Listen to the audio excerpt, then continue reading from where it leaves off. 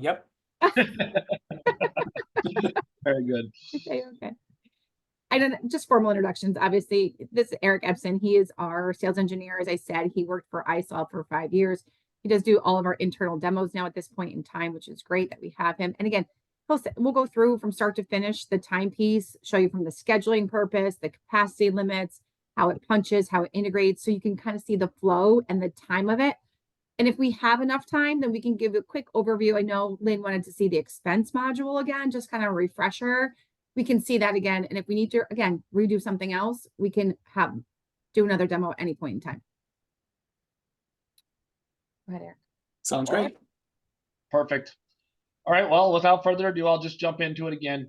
Again, my name's Eric. Like Carrie said, a little bit of detail about me too. I worked there for 4.5 years. Also worked at ADP for almost 11 years as well too, guys. So I'm going to take you through the actual product here.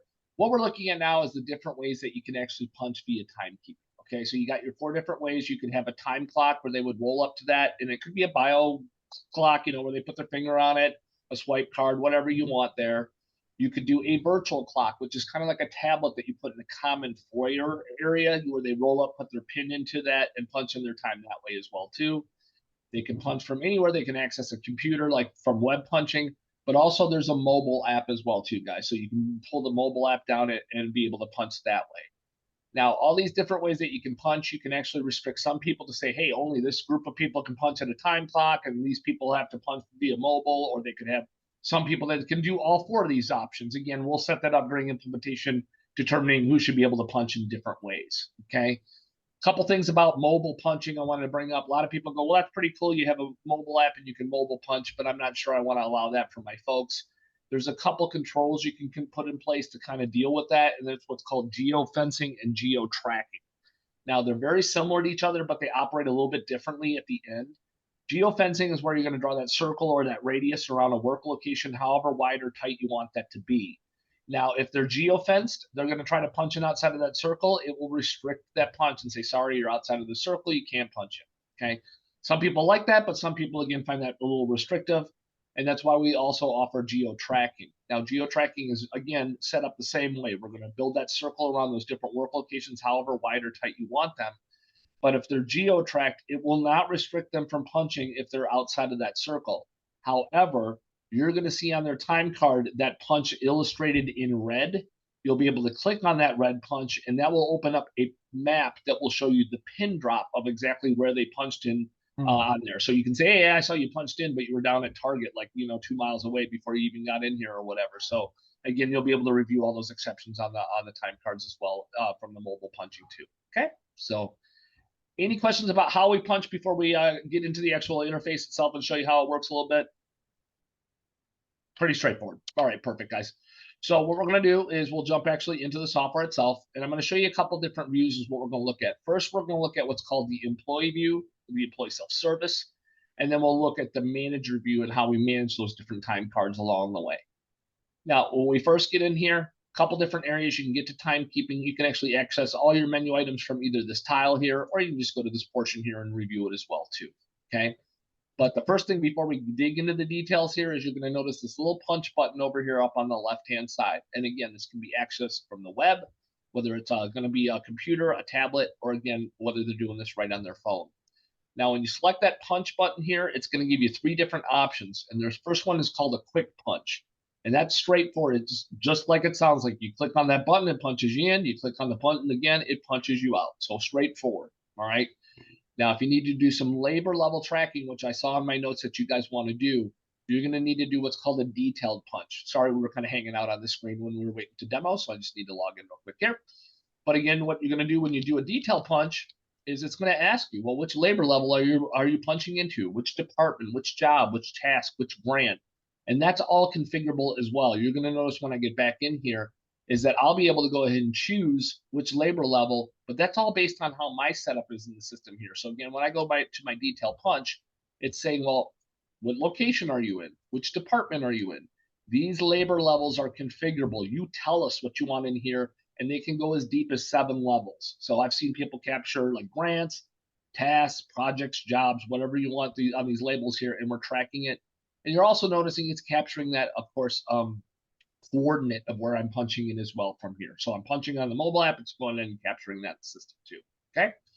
So that's how you do that labor level punching. There's also a third option in here. It's up to you whether you want to turn it on for your employees or not, but this is where they can submit a missed punch request. In other words, hey, I know I missed a punch. I want to let my manager know I forgot this punch so I can put in my date, my time, submit that labor level I should have punched in, and so on. Then the manager will get a notification, as well as it'll exist in their actual manager dashboard, letting them know there's something for them to review to whether they need to approve it or reject it at that time. Okay. And again, this can all be tied to notifications where the employee would get a notification, yes, your manager accepted your punch, or no, they rejected it, and so on. And then they'd be able to make those time card edits as well too. So again, Eric, that's can you pause Sure. there for a second? Just because I know one of the key factors with and Lynn joined us too, so I know she's in the background. Oh, yeah, I'm here. Hi, Lynn. How are you? All right, how are you? Thanks for joining us.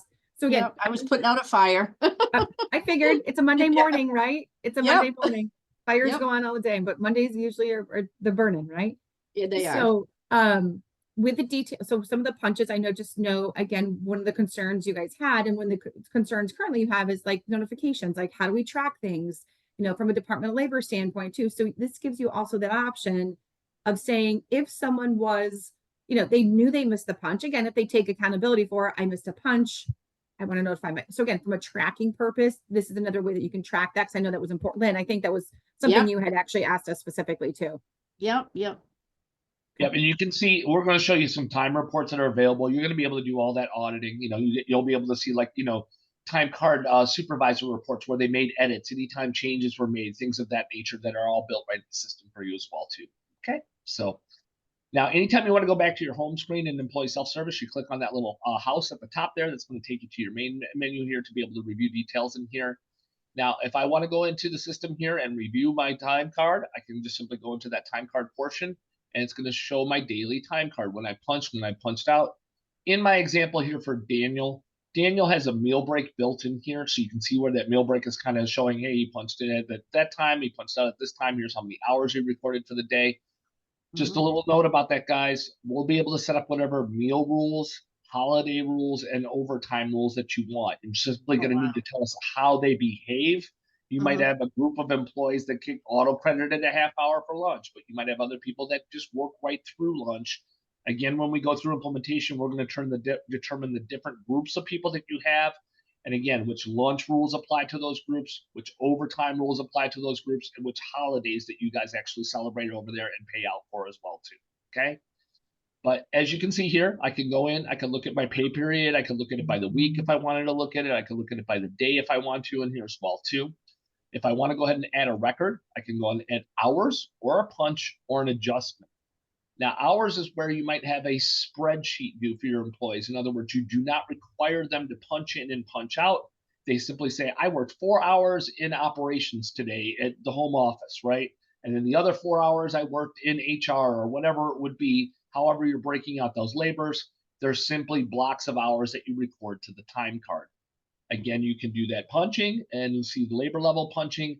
An adjustment is where you can make an actual adjustment like mileage or something like that, or some sort of reimbursement that you're looking for that's outside of the expense module. Okay. So in other words, we've got an earnings code for it, and we're going to be able to put in some sort of adjustment to the time card, and that will populate into payroll as well too.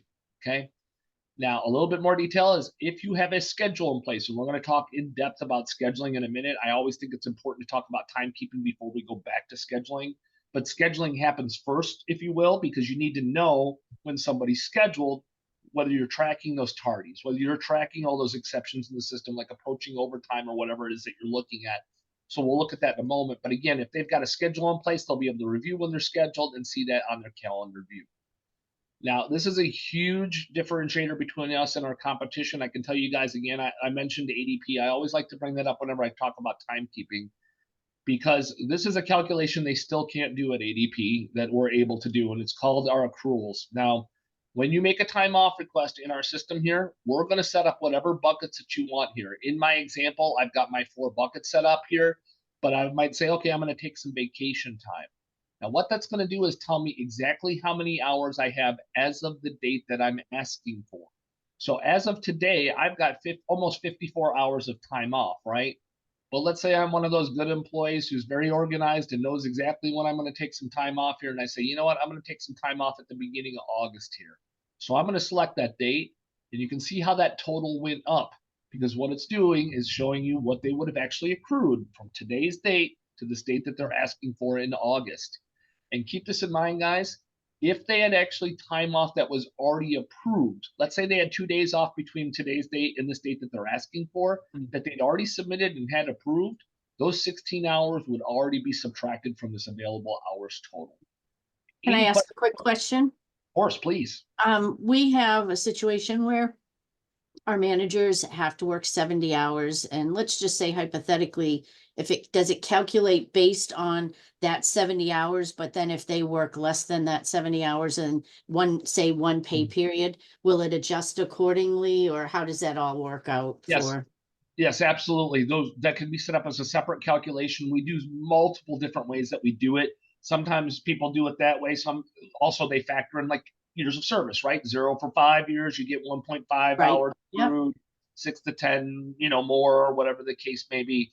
So yes, Right. when we go through the implementation with you there, Lynn, you're Yep. going to tell us exactly what you want out of there, and then we'll build out Calculum.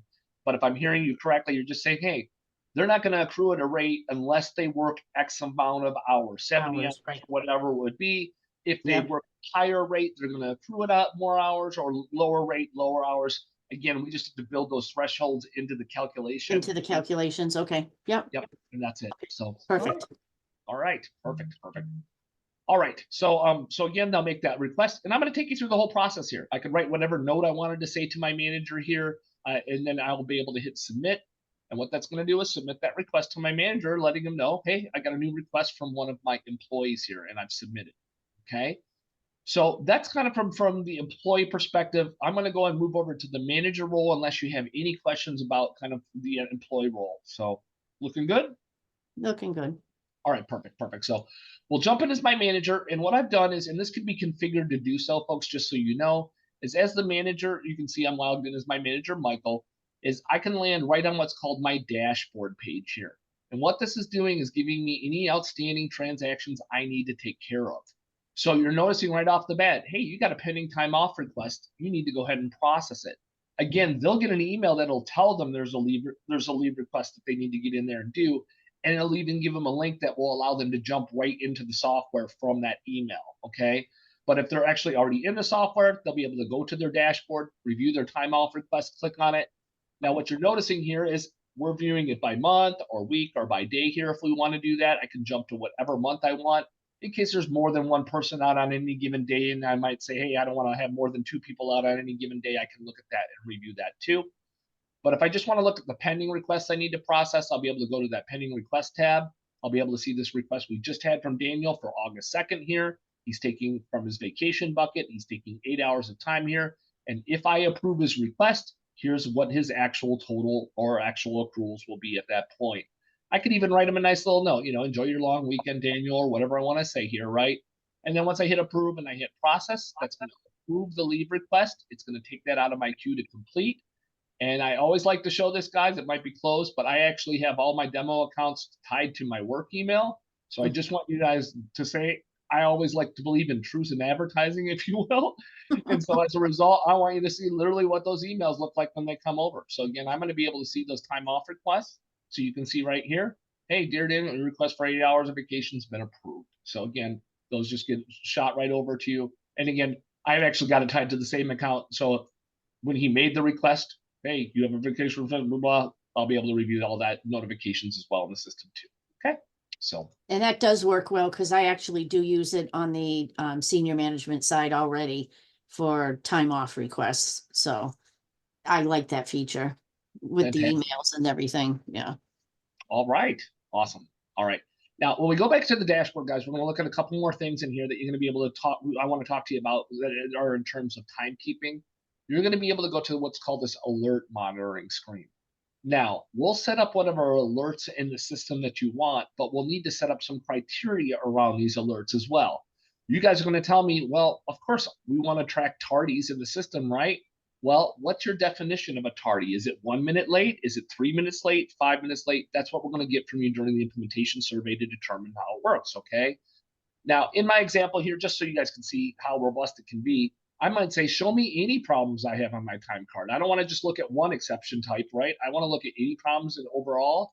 And again, I could look at all of my employees at once if I want to, or I might say, just show me all the employees that report to Brian here, or whatever supervisor I want to review. Or again, I can even do it by labor level. I might say, show me only people that are in the biweekly payroll, or again, whether I want to show it in what location, department, again, whatever the labor levels that we set up for you there. We're just basically filtering our view here. So we're not looking at everybody all at once. But again, if I just simply say, yeah, I want to look at everybody at all at once, and I want to see any problems that are on my time cards at all, when I apply that here, it's going to go ahead and show me, okay, Daniel here, he's got a missing punch here.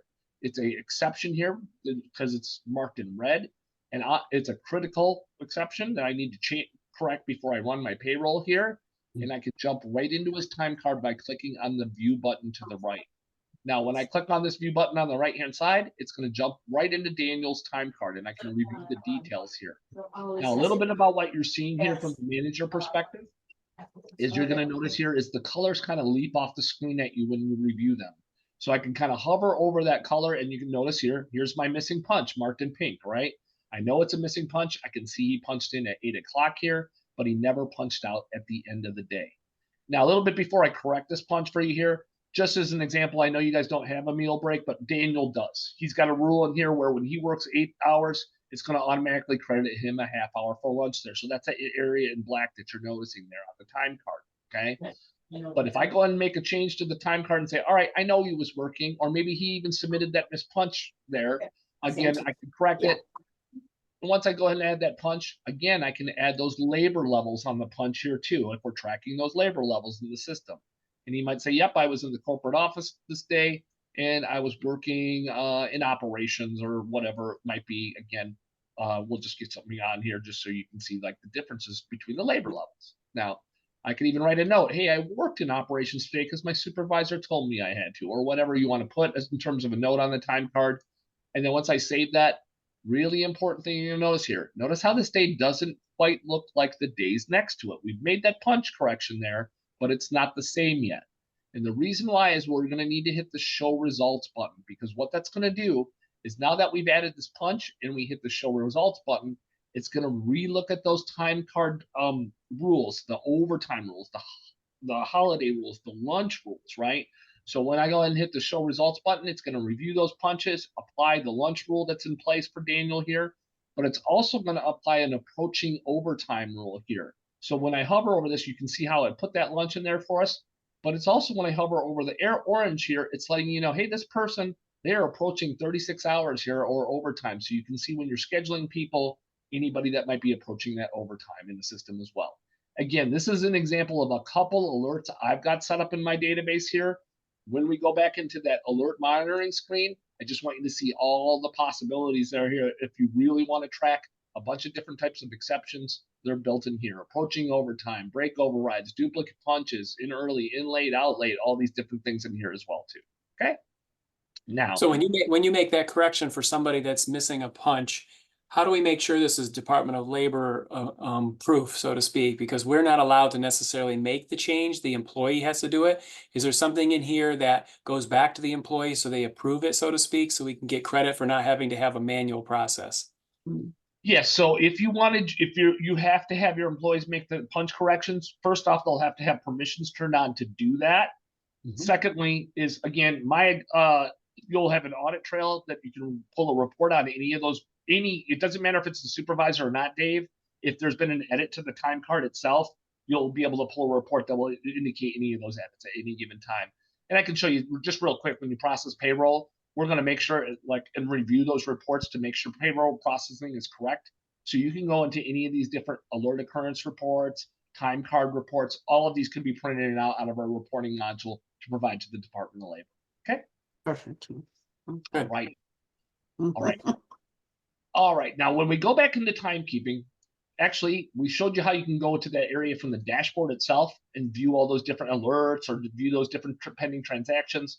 There's a nice screen here called punch status. And I might say, I want to see who's punched in right now. I go ahead and hit apply right now. It'll show me who's punched in, who's punched out at any given time here. And I'll be able to review those details as well too.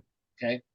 There's also this really nice scheduled versus worked hours here. This one's really important in terms of, especially if the way you guys are looking at your scheduling piece and integrating in here, is you're going to be able to see, well, who's sticking to their schedule and not, right? Who's working a bunch of overtime, who's not, you know, we put a schedule in place. Here's what they're actually working. So again, this is a dashboard, guys. Anytime you see a dashboard in software in general, if you're not aware of this already, it just means we've made a nice, pretty view of a report for you. That's all it really means in the end. And so you'll be able to adjust a dashboard in a couple different controls and so on. But the point is we've just given you a nice visual display of a report that already exists in systems. Okay. Now, I when we see you go- guys shaking your head on that, Dave and Lynn. I see you guys Yeah. Oh, That's yeah. good. definitely shaking your head That's on very that. good. Yeah. As an, Yeah. not an issue, but something that, again, you could say, oh, you know, this is what we thought that this is what the schedule was. This is why our labor is running higher, because they're actually working more than what we have scheduled. Or what was it? So you can then drill down and, oh, well, that's because, you know, Joe was out and this person was working overtime. That's why. Well, could we, you know, it gives it a good manage, Valid like reason. a training experience, right? To the manager, say, let's pull someone in differently that maybe not going to work overtime. You know, someone else we could give the hours to. Yep, Something like that. absolutely. Right. Now, a little bit of detail here that when we go into the time card itself, you've noticed as the manager, Michael, I can go to employee self-service on each individual person. I'll be able to access different people from the list here. I can just simply go to my master list, and a little bit about the navigation that you might be familiar already, but you can sort by name, you can sort by department, however you want to sort your different people here. But if I select Daniel here, I can review his time card like we just looked at. But again, I might want to jump to another person in the list. I just simply hit the arrow key and it moves me forward. I'll move the arrow key to move back. Or again, find whoever else I want from the master list here and review their time card details right from that as well too. Okay. Can I ask another quick question? Of course. A lot of our people go from site to site, and so they're under one manager, but I know there's a process, we haven't started working on it yet, where you can put somebody in multiple locations, because we have like 25 locations. So is that how I would just have to make sure they're all in each of the locations if a manager wanted to approve something or to put them on the schedule or any of that? Absolutely. So what you're going to notice here is if they have the ability, and again, sorry, I timed out because we were not in there for a little bit. That's how that works for security purposes. Yep. But you're going to know here when we log in, again, we're going to turn on for different groups of employees that you have about what they're able to punch into and not punch into. So Okay. let me go ahead and go back to this view from the employee perspective. Is if I do that detailed punch, it's going to go ahead and say, all right, fantastic. You're punching in to a labor level here. And this is all going to be based on, again, permissions. If I hit this drop down here, I wouldn't be able to see something if I'm not part of a group, or I can see something because I am part of it. Okay. Okay. Perfect. One more question So too. if they- Lynn would please. probably leak into this one too. So if we have person X and they're working at site number 1 and they're working for 4 hours and they're not scheduled to work any other Where I for the was going. day, but then somebody says, hey, can you come over to this other location and work another 4-hour shift? Is there a way to build something? We have a 2-hour travel, so to speak, rule that you cannot work for 2 hours in between sites because the Department of Labor says we have to pay them in New Hampshire. Because we have to pay them travel, we have to pay them unless we pick a reasonable period of time that you're not working. And we've chose 2 hours. So if somebody works 8 to noon and then they want to go over to another site and they drive right over there and they're at 12:30 ready to go, is there a way we can box them out that they can't punch in again until 2 or 2 hours? Absolutely. You would tell us, again, this is all what's called a policy group. So you would set a group of people into a policy, and that policy would have a rule that says, hey, when they punch out, they are not able to punch back in again until 2 hours after their punch out. Perfect. That's easy. Mhm. Yep. Okay, good. That's where I was headed, Dave. I figured you were. Yeah. All right. And I know Carrie's taking that note for our implementers. Absolutely. That's awesome. But yes, we absolutely can do that, guys. Awesome. So, all right. So we've talked a bit about timekeeping, guys. The last piece I want to kind of show you real quick from the timekeeping piece is if you're using our timekeeping, you will no longer have to key in payroll items And you will not, if you were using a separate timekeeping, you would not have to export out of time and import into payroll anymore. It's all in one system for you here, okay? My life would be so much easier. That's the whole idea, Lynn. That's what we're trying to do here. That's I music to spent Lynn's 5 ears. hours this weekend inputting, so. Oh, I can't even imagine. Wow, Yep. that's awful. Well, let's show you how your life's about to get easier, okay? So first thing you're gonna do, if you're going to process payroll, and if you're processing in our system already, Lynn, you're familiar with these 2 steps below, I correct? am, yep, Yep, yep. okay. So the only difference is gonna be at this point now is you're gonna lock the time cards. You're like, okay, I don't want anybody else making any more adjustments to the time cards. I'm Mhm. locking everybody else out, and now nobody else can make those changes at this point, okay? I like that, And yep. and you might notice too, it's again configurable. Like if I go in back into this employee view, and I do want to show you this really quickly here, is you're going to notice is again, I can actually go ahead and say, all right, I want multiple verifications of the time card here. So if I actually go into the time card itself, I might be required as an employee to sign off on this time card here. So you're going to notice here, I'm asking the employee to sign off, and Oh, then wow. the manager is being required. That's good. That's great, yep. Perfect. And that same screen shows up from the manager side, guys. I'll go back to what we were looking at a little bit before. Is you're going to notice when you start reviewing individual time cards on people, there's going to be a little button over to the left-hand side at the top here, and it's going to say, all right, did my employee already sign off on my card? And if they did, that box would be checked already. And then I would know I still need to approve the time card at that point as well, too. Okay? Now, Love it. when we go back to processing the payroll at this point, again, the very first step, like I said, was to lock the time cards. Now your next step after that is to commit the time cards. Now what that's going to do is eliminate that 5 hours of keying in data that you just did there, Lynn. Because when you hit this commit button, it takes all the data that's currently on the time card and it just simply populates it directly into the time To the entry grid, Okay. yep, okay, yep. Now, your next step after that is going to be just like what you're already doing. I'm going to preview these reports until they're correct, right? But here's the difference, Lynn, that's going to be the change for you, okay? You're going to preview your reports. You're going to pull your payroll register, your summary, whatever you need to look at to make sure it's right, okay? Right.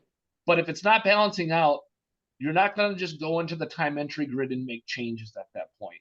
What you're going to have to do is go to your time cards to make those adjustments. Adjustments, yep. Because the time reports will no longer match the payroll reports if you just go into the grid and make the changes. You got to go to the time cards, make those adjustments, and then you're going to hit the commit button again, because that will erase everything that was populated into the time entry grid, relook at the time cards, including those edits you just made, right? And then it's going to populate the grid. You'll preview the reports again until they're right, and then ultimately you'll process payroll. Process payroll, okay, yep.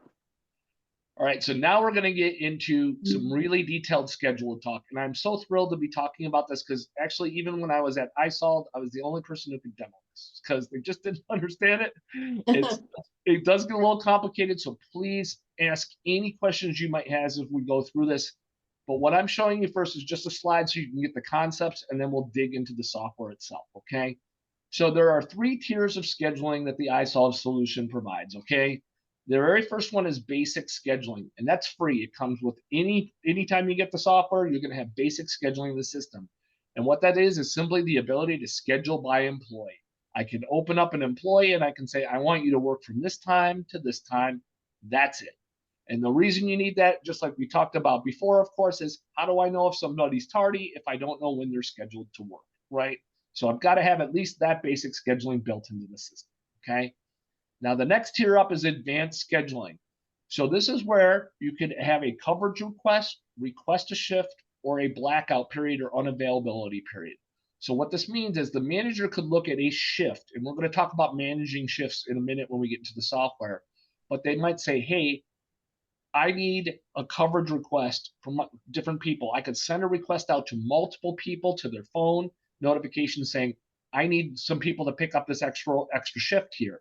You can determine by filtering your view, and we're going to talk about this when we get into it.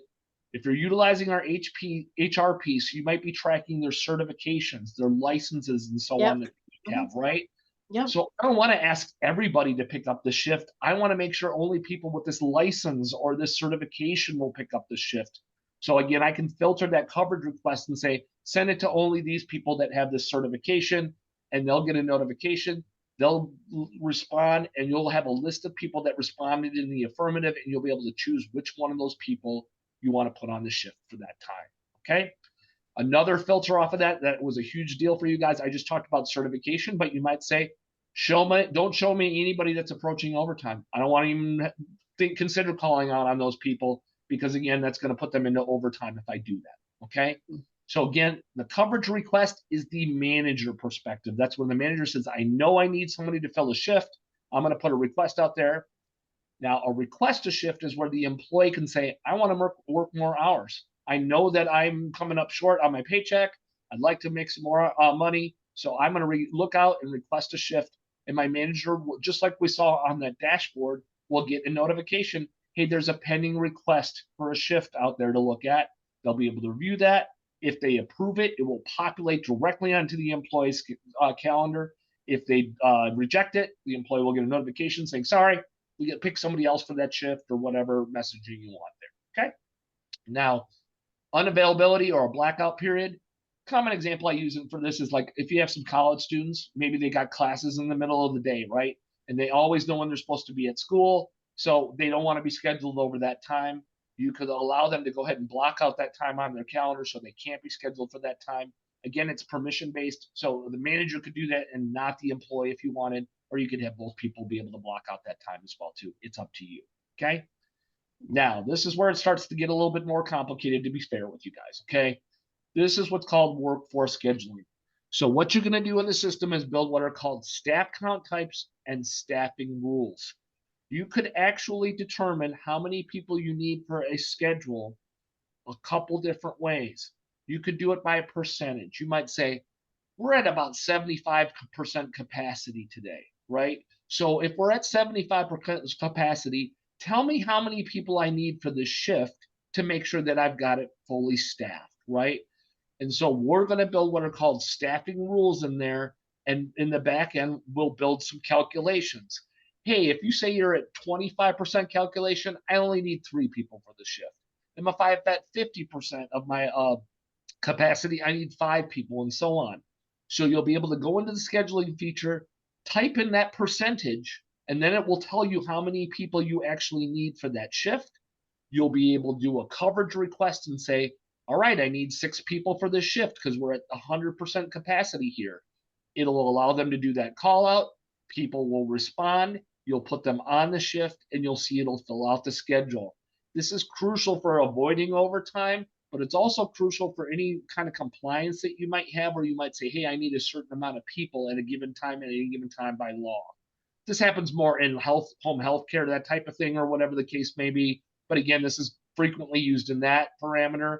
Another common example is hotels use this a lot. Hey, we're at 80% occupancy. How many staffing people do I need to cover all these rooms and things of that nature as well too? Okay. Now, let's actually get into the software and take a look at this. Okay. I need to log in as my other user here who's managing this type of thing. And we'll move from Michael, and Dwight finally got that management job. So we're going to move over into there and talk about him actually doing some of the staffing. Now, the first thing I want to illustrate is how you manage a shift in the system.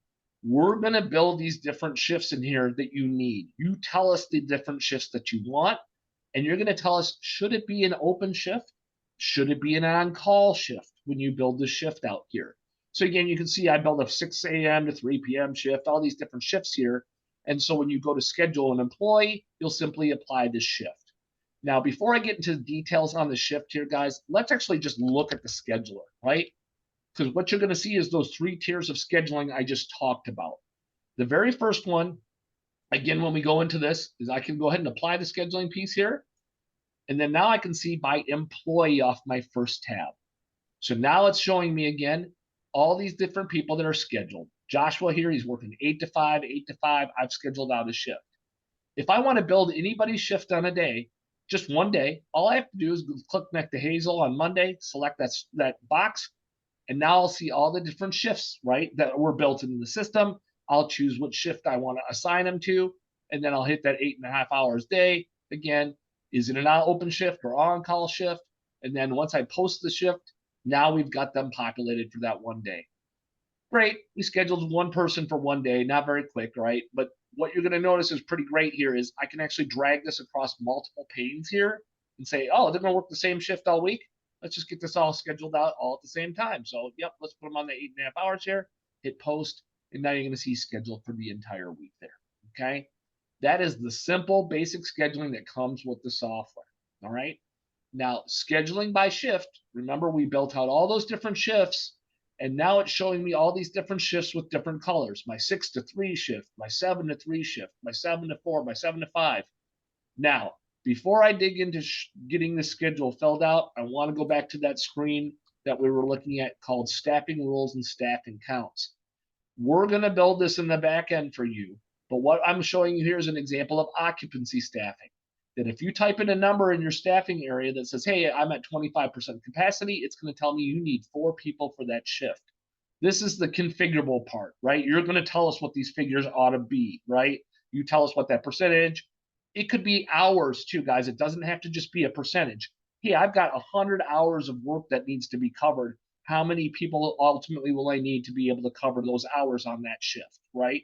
So again, you're seeing where I can see staffing rules, but now you're going to notice when I go down a little bit farther, here's the staffing count types. So again, I talked about how it could be in hours, it could be an occupancy or percentage amount here, or it could just be a total amount of value, if you will. Oh, I think we lost him. They're back. Okay. Yep. Okay, perfect. Sorry, you all disappeared for about a half a second. I wasn't sure if somehow it dropped or whatever, but It did. It just came back in. Yeah. okay, perfect. So again, we're gonna say, well, which rule are we gonna build in here? Once we determine which rule we're gonna build, we're gonna build that back in. Okay, we're building a percentage rule in here called occupancy, and when I select occupancy, we'll build this out and have these figures. Now let's connect the dots to what we were just looking at. We go back to the scheduling piece here. And again, I'm going to go over into, again, where we can filter. Remember, we might not want to look at everybody's schedule. We might only want to look at a certain supervisor or a certain labor level. But again, right now, I'm going to look at everybody. And once I hit apply, again, that's going to give me a whole list of all those different employees. But now when I go to the staffing summary, our third part that we talked about, here's where it's saying, all right, tell me on Monday what your capacity is. And I can say, yeah, we're at 50% capacity on Monday. When I key in that value, you're going to notice something pretty great now.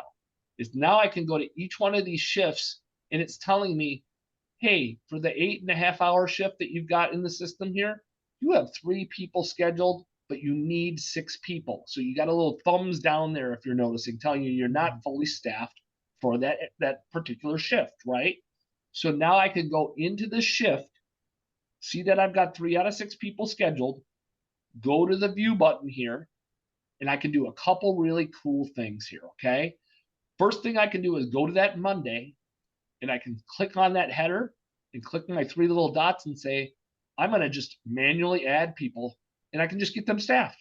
I can just go to a list of people and go, all right, here's who else I want to put on that shift. We're going to add Richard to it, and now I'm going to hit post. Now, Richard is added to that shift. You can see on that Monday. And what you're going to notice now is when I go back to the staffing summary, it's going to refresh. And now you're going to notice I'm going to have 4 people out of those 6 people scheduled here. Okay. So that's easy to just add a person if that's the way you're going to do it, right? But what you can really do here is I can actually go to this and do that call out that we talked about. So now I can go, yep, we got 4 out of 6 people here. I need 2 more people. I'll click on my header and go to notify employees of this. I can send them an email, I can send them a text, I can send them both, and I can send them and say, yep, I got another shift available, and I want to send all these different people that notification that this shift is now available. They'll get it to their phone or their email, and they'll let you know whether they want that shift or not, and they'll be scheduled ultimately, okay? Now, that's how you put the figures in to determine how many people that you need. But again, at any given time as the manager here, you can just simply go to the schedule by shift, and you can still do what we just saw. You can see how many people you need on a day. You can go and say, yep, I'm going to go and add more employees, go to that list of people, send them notifications this way, and choose the people that I want to get scheduled out. I've got another question. So say somebody, say that your normal shift is 2 to 4, let's say, but you get somebody that's willing to do, I'm sorry, a 12 to 4, and you've got somebody that's willing to do a 2 to 4. but that's not part of our makeup. Is there a way, like when we set up shifts? If we didn't have that shift made in there, is there a way to, Yep, absolutely. So you can go into manage shift and see, these are the existing ones that are already here, but I can just Yeah. hit new you and could go just add a new one? Okay, call it 12 to 2, put whatever rules that you want to it, you know what I mean? And then Yep. it's in them, and then you can simply apply that shift to the Shift. employee. Yep. so that you can schedule somebody for in there. Okay, perfect. Yep. Correct. Awesome. Well, I know that was quite a bit of detail on the scheduling piece. Happy to answer any more detailed questions about that. Happy to dig deeper into the time piece if you guys questions about that. Or we could talk about the expense management a little bit too. I like to say at this point, it's choose your own adventure. That's what I had prepared to show you guys. But happy to dig deeper into any of these modules we just talked about. So For So the me, it's time- probably a little time- easier. Yeah, go ahead. No, I just say the time will come in automatically using the time card function. We still have to do the tips the same way we Right. always used to do it, correct? We still have to go into the grid and add the tips there, obviously, from a spreadsheet and just put them in, right? you could do it that way, or your employees could add that adjustment. Tips can be built as an adjustment into their time card. So what you're going to notice here when I go back into this time card view, and again, time me out because we were hanging out. Yeah, because our tips are done uniquely. It's based on how whoever's punched in at that time, there's a percentage. That's Then, how yeah, okay, somebody then- does it. Yeah, They wouldn't know their tips. Function. yeah, they wouldn't okay. have a clue about their But tips. is, Yeah, but is there a different way to input the tips versus going to the grid? No, you would put the tips in the grid as a special Yeah. adjustment. Okay, that's what we do now. Right. did we find out anything about that, Carrie, about the tip aspect? of The tip's pulling gonna, over? just what Eric said, yeah, gonna work the same way. We talked to Dennis, implementation, same thing. Yeah, the problem is I wouldn't have a clue what those tips are because it's based on their time and who's scheduled and how many people are scheduled, and Subway does all of that for us. So, Yeah, yeah, so that's why I was just wondering how that would, Oh, you got a great point there, Lynn, because there's no, Yeah. yeah, there's no way Oh. for me to know. It would literally be based on that time. wow, So- that just hit me because Yeah, this is wonderful and this is a great Right. tool. I love everything Right. about the integration of it, me but too. if they're not doing the timekeeping on the POS, the Yes, POS right. will not be able to allocate their tips Tips, based on right. hours worked. Right. Hmm. And that was my concern, and that's why I asked Carrie the other day about that, because I didn't know how to overcome. Everything is wonderful, and I think that this would be a great asset. It's just that tip piece that I can't figure out how to. well, overcome. let me look at two. Can you send me that tip sheet that comes out of there? Yeah, Like with the absolutely. Excel file, a Yeah. CSV? Because Eric, what I'm thinking is that we could do this and then take the file converter to import the tip part, is what I'm thinking. Yep, that's correct. You can Right? absolutely do that. Let me show you what she means, guys. So Okay. there's ability to where you can simply import a time card. So when you process payroll, you could import. But what we would do is do a file layout where you would say, okay, and let me get to that portion, guys. Just one sec. Oh, I'm in the wrong user. Give me one sec. Sorry about that.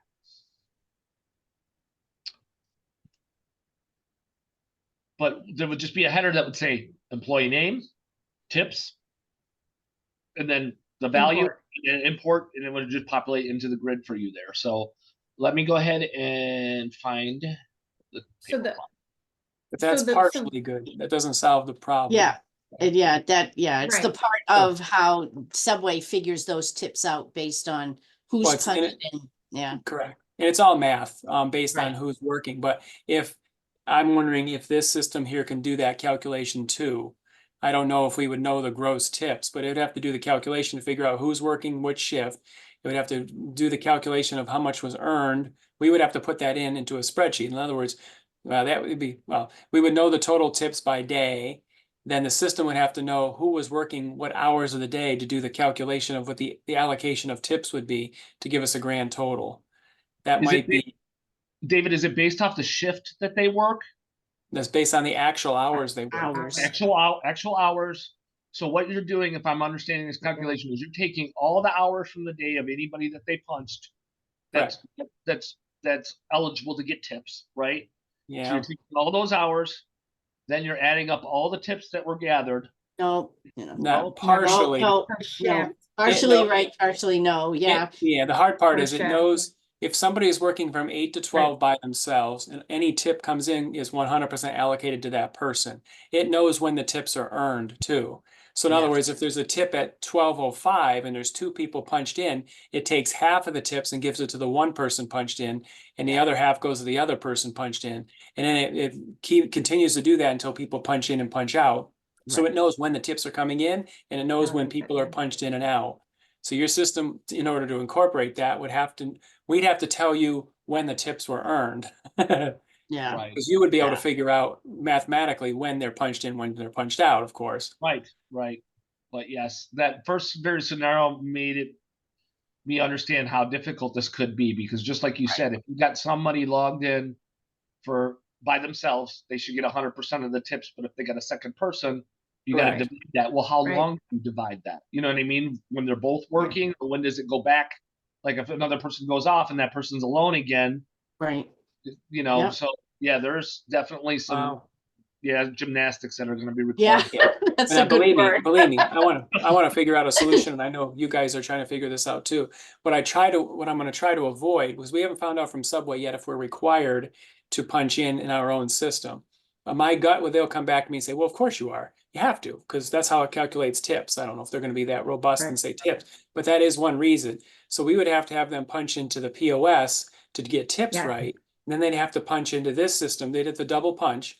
And then Yep. that would always have to be equal. So we'd have to have a process to match the two systems to make sure they're Mhm. equal. That will be a pain in the butt. Right, Yeah, Yep. that's what they would have to do at this point is double punch. Yep. yeah, Because you're Mhm. right, though, Eric, the way I was thinking, you might be thinking, because I think this way too. If you just say, okay, I can figure out the total number of hours anybody worked for the day, say the total Right. hours, 50 hours, and we know which each person is. If you could just take the tips for the day and say, okay, there's the tips for the day and allocate that based on hours and who was working, that's easy. But the Yep. problem is people will get allocated tips when they weren't working. Working. Exactly. Right. Yep. Yep. Yeah. So the Yes, only, this- I did talk to staff a little bit about that. I talked to Dennis, Eric about it, and the only solution was import Our the tips system. from data. Yeah. Yep. Right. And at that point, we're not helping them with the real heavy lifting that they need to Right. do. That's the calc itself. So yeah. right. Yeah, It just hit me now. I mean, believe me, I'm positive and I want to figure out a solution to make this thing work because it's amazing in terms of the Mhm. controls and the savings you get on the HR side. But Yeah. I want to make sure there's not double work on the operation side too. right. Well, quick question for you, Lynn, I guess, who's doing most of the entry, Yep. is are you importing from the POS? No, I take a report and I take from that report and I literally put it in myself to that report, tips and hours. That's why it takes so Manually much input. time manually. Yep. That's Eric, why- we talked about as if this didn't work to look at the data move file feed, the file to look at that with the hospitality groups. So we talked about that as a backup option if this didn't work. Because you guys could still utilize the scheduling function that we just Right. talked about, right? And then you could also do the time off would still be available to you, the leave requests that you'd be able to track that all Yeah. still be in there. And then Yeah. again, your process would just simply, again, when you process payroll, you wouldn't actually have these first two steps because you're not actually recording the time piece. You're doing the Right. POS as the time piece. But Right. what would happen though is if you're actually using this at that point, we're going to get a file. We're going to massage that POS file from that you get. And then we would simply Mhm. go ahead and go, all right, I'm going to import that file. And then that would bring everything in, including tips, right? Right. Because that would already be in your POS. Right. So, That is Well, correct. So that's that Yeah. could be a solution. That would yeah. be Because you the don't have scheduling right now, because scheduling's paper, right? I mean, that's what you said. Scheduling is paper, correct. right? Right? There's no place to swap No. shifts, ask for additional time, No, anything no. like that. So you could use the Not scheduling yet. piece. Not Yeah. yet. Correct. yeah, no, the scheduling pieces, can't imagine that Natalia is probably not jumping up and down inside thinking that it might be somewhat of an asset where right now she's chasing down at schedules and stuff, trying to get them from all the stores, but definitely, like I said, the big hindrance for me is just the tip aspect. Otherwise, I think a lot of it I'm very familiar with already, other than the scheduling piece. So, perfect. Perfect. yeah. I think a hybrid solution could work for you if we got that time card export out of the POS, brought all the tips in, the calculations already built into the POS, right? You Yeah. bring that in, you import the file into payroll, and then you just manage your time off requests and your scheduling through our time piece at that point. And then I don't want to promise anything, but this type of scenario is something we can talk to our development about. And over time they go, hey, we're running into this a lot with our quick serve people. This is how they do tips. Is there any way we can make it work? This is definitely a business case we can put out there. I actually like stuff like this, the puzzle piece stuff of it. Like, I'll give you an example of like a development that happened over time is I did a demonstration for a group of guys that what they did is they maintained pallets. Either they painted them, they fixed them, or they built them. And they wanted a different piece rate for each one of those different pallets. You earn different money for that. And that wasn't currently in the system. And it was really hard to track which one that you were doing on each shift as you did it. And, I brought it to the development group, and it took them about 1.5 years, but they got it. You know what I mean? They made it happen. And so, but the point being is, this is it sounds like it's a common occurrence for fast food restaurants, right? People are sharing tips different ways in these type of Kellogg's. So, I think we can, I can at least put together some notes and start throwing it up the chain, if you will. So. Yeah, no, because I've seen a lot of improvements, to be honest with you. I often will say to Stephanie, oh, I wish it had this. And she's like, hey, Lynn, it's coming down the pike, And so, yeah, absolutely. Yeah. Perfect. We've got a few more minutes. Do you want to take a peek at the expense, Lynn? Do you I want would take love to. Okay. Take a peek while you have them. Yeah, absolutely. Right. So let's go back to self-service, guys. We're in as our employee. The employee can actually go to this expenses portion, and they can review this in my expenses tab. Now, a couple things you can do here is if you're responsible for a team, you'd actually be able to see the team expenses right out here and submit for other people on your team if you wanted to turn that on for certain employees. But what you're noticing here is I've got a pending expense for mileage that I put in here. What's really great about putting an expense is it'll literally pull from a document. So I can go to this upload button here, pull my whatever, here I'm going to just drag a cell phone expense here, a document in there. It'll populate in there, hit next, and now I've got that document on file here. If it couldn't read my document, most of the time it can. It'll look at the actual amount there and put it in there for you. You'll just need to key in the amounts or whatever the case may be here, right? And then you'll put your expenses in. We'll just do one real quick here. Now, the reason I want to get into the detail on this is you can put in your dates, of course. Okay, I incurred this expense today. Now, the business purpose, I'm going to select mileage here. We'll show you from the administrative side, you can build as many business purposes as you want. Internet reimbursement, parking, mileage, whatever it is that you want to have in terms of your expenses in here.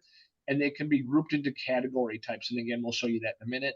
But let's say I get a $75 a month internet, excuse me, let's put in there, internet reimbursement. I can do whatever type I want to call it here. And then again, I could put some details down below if I wanted to. I wish I was typing a little bit better today. Sorry, guys. Put in that date, hit submit. Oh, wait a minute, you didn't put your purpose in here. You didn't do your type. And again, I've only got mileage built in here, so we'll just do a mileage request, whatever, it doesn't matter. But the point being is you'll submit it. You could save it for later and submit later. If I want to do that, we'll put in the calculation. This is important too, because you'll have to build calcs. We'll build the calcs for you when we implement it. But again, we might say, all right, well, if we're putting 50 miles in, is there a calculation behind the scenes? Yeah, we're paying 57 cents a mile in here. So once we put that 50 in there, and then I can put details on there if I want to as well too. Drove to Beverly, whatever I want to say here, right? I hit submit. And now I've got an expense request that's going to go to my manager, letting me know I have an outstanding request in the system at that point. Now what Like you're going to go. Like 98% of our expense reports are only senior management, and they have a credit card. But what I have to do is collect all their receipts, which drives me nuts. And I had heard this was coming, that this was coming down the pike, and that it would be a place. I mean, we're not paying them back because we're paying the credit card. But there is that 2% every once in a while. We do get a manager that somebody says to them, they buy something, and then Dave has to write a check for them, which we could then add into probably payroll if Dave approves something like that. But most of what we do right now is just based on the credit card with senior management. Okay, so sparingly used, but it would be good to have out there in those odd occurrences that would. Right, exactly, yep, So just so you can see, Lynn, here's an expense dashboard from the manager side. So just let you know any approved expenses, pending requests you can see for whatever range of dates. Again, it's just a dashboard of a quick view of what's going Right. on. I can put that entry in for people if I want to do that. I just simply add a new to expense entry for somebody and put it in the system if I want to. We could even give you a spreadsheet to import those values into payroll if you want to do it that way as well too. But uh-huh, here's where the real meat and potatoes happen in terms of the setup, if you will, is Yep. here's where I would go into the business purposes. And right now I've got a mileage business purpose. If I need to build another one out, I call it whatever I want to in the system there. yep, And here's where I'd say, okay, I've built a business purpose. Are there any calculations attached to that business purpose, right? So now Yeah. I've got a couple different mileage calculations saying, hey, I'm going to pay at this rate, or I'm going to pay at this rate, whatever it would be here. yep, Delegates are, hey, do you need a workflow on this? In other words, do you need multiple approvers to look at this before you go ahead and approve it in the system there? So again, I Yeah. could, all right, well, this is a Yeah. delegate. This person can submit expenses up for other people, and these are the people that should be, of course, a part of Yeah. that approval chain along the way. And again, just not to over, beat a Yeah. dead horse or whatever, but you can put in as many types as you want in here as well too. right. So So we could set up something where like they could put it through and Natalia could approve it and then it could go to Dave for approval and then for me Absolutely. for just, yeah. So, yeah, yeah, and that's true with almost any process in the software. If you're already familiar with our workflows, yeah, this is an example. Like, hey, if there's a time off request, just like an expense request, I could say, all right, well, if there's a time off request, it starts with the employee, but here's the multiple people I want to notify right, along the way too. So again, I would have an expense workflow in here and then just build out who should be part of that workflow. who should be part of it? Yep, no, that's cool. I mean, poor Natalia has to get the expense form. She has to look at them all. And then if somebody doesn't have a receipt and it's been really a pain. So I was just trying to find some way to make both her life and my life a little easier. Perfect. All right, well, we've rolled up on our noon hour. I don't want to assume you don't have any other commitments, but I'm happy to go on and answer more questions if you need those answered. I did record this meeting, so I'm going to get that over to Carrie so she can forward it to you after this is done. But Perfect. it's really great to spend some time with you guys today. Is there anything Yes. else you have for me? No, this was great. I really appreciate your time. Awesome. Thank you very much, guys. I appreciate Yeah. it. Thanks, Yeah. Dave. Thanks, Natalia. Yeah, Lynn, if you could send that Yeah. over to me, I'll Yeah, connect I'm with going to. Steph and with Dennis and Eric, and we'll kind of put our heads together about that. Okay, And yeah, the- no, I'll the shoot west it over side. to you in a few minutes. Yeah. Perfect. Sounds great. Then I'll circle back with you. Okay, sounds good. Okay, Thanks. thanks, guys. Okay, bye, guys. Thank Take you. care. Bye. Bye.